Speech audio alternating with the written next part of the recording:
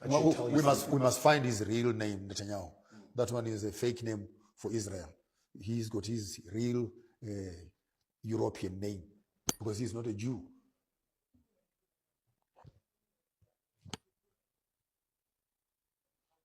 You heard me? Google it up. What is Netanyahu's real name? They were converted. This is Turkish, and in the book, The 13th Tribe by Ford, you'll actually find some of this information readily available.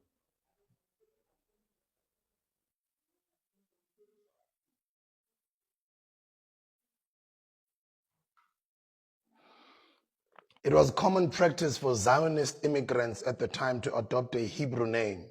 Nathan Mileikovsky began signing some of the articles he wrote. Netanyahu, the Hebrew version of his name, and his son adopted this and his family name. So his real name is Nathan Mileikovsky. I didn't know this. Okay. Part of learning and growing. So his real name is Nathan. Yeah. Not Benjamin. No. His real name is Mileiskovsky, not Netanyahu. Why would they change their name though?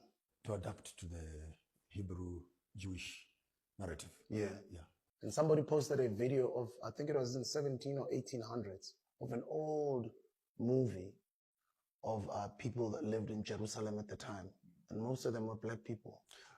You can Google again the Egyptian prime minister who says he's not going to accept Jerusalem as it is right now. Because when the Israelis left here, they were black. Now they came back white. So he's not going to recognize that. So what do you want me to Google? You can Google the Egyptian president who refused to accept the white Jews. So they left here as black. Now they're coming back as white. So when did the Jews become white? Because the fertile crescent sits on the Platonic stone of Africa, literally. It's impossible that white people can come out of Israel. But of course, to fit with the United Nations narrative of reclaiming the 1946-47 treaties of giving Israelis back their land. Then you find these white people, these converted Ashkenazis who converted into Judaism, claiming to be Hebrews and Jews. Why would they do that though? It's a religious benefit. It's a religious benefit. Again, it plays into the white supremacy narrative that they are the chosen people. And because they are chosen people, it resuscitates and sanitizes all white people.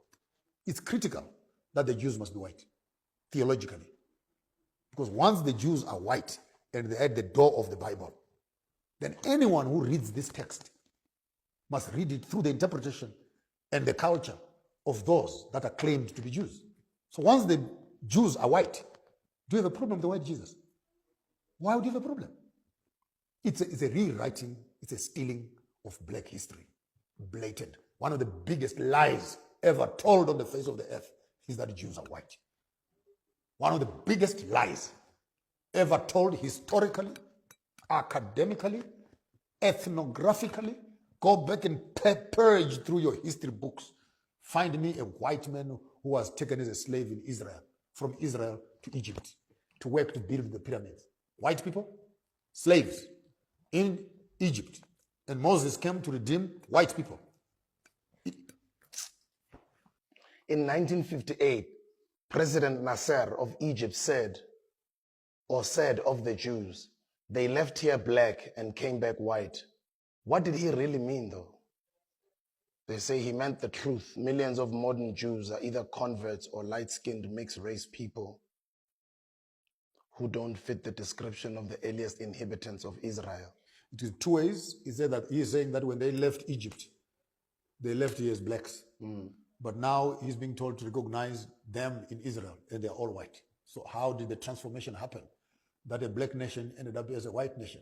But this is theological bigotry and mischief, where academic institutions of theology have allowed to whitewash the Bible and whitewash the theology to fit into the colonial narrative. The ancient Middle East was first settled by Hamitic people, including the Kushites. The legendary ruler, Kushite king Nimrod, the Ethiopian, is immortalized in geographic and place names like Nimrod Fortress Castle in Israel.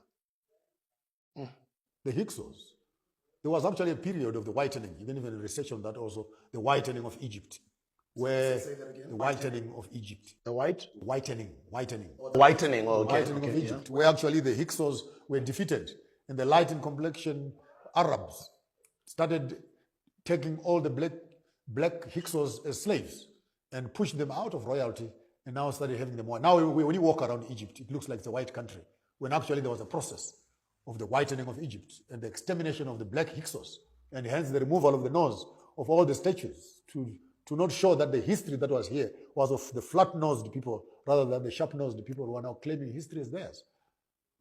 The whitening of Egypt is a controversial idea that has been used to claim that ancient Egypt was a white civilization. However, mainstream Western scholars reject the idea.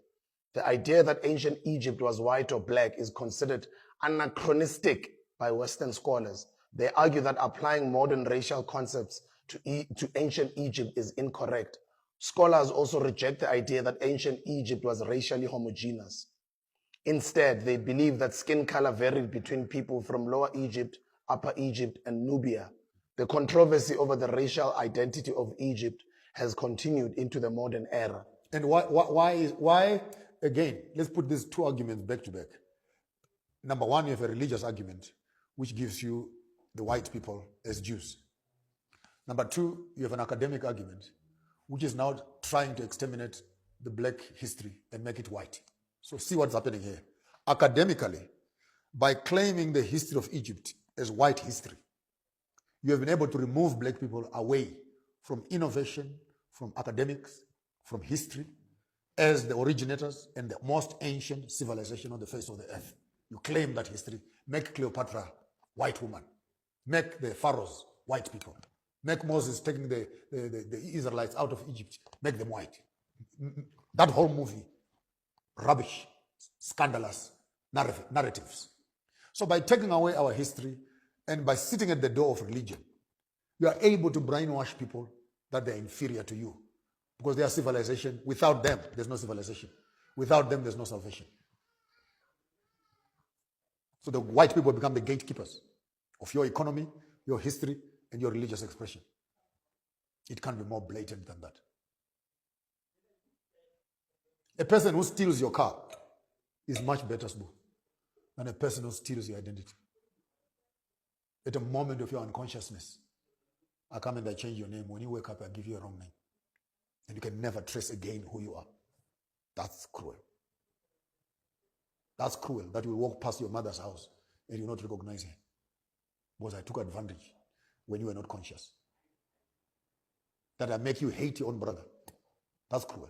Because I'm withholding information from you to tell you that this is your blood brother.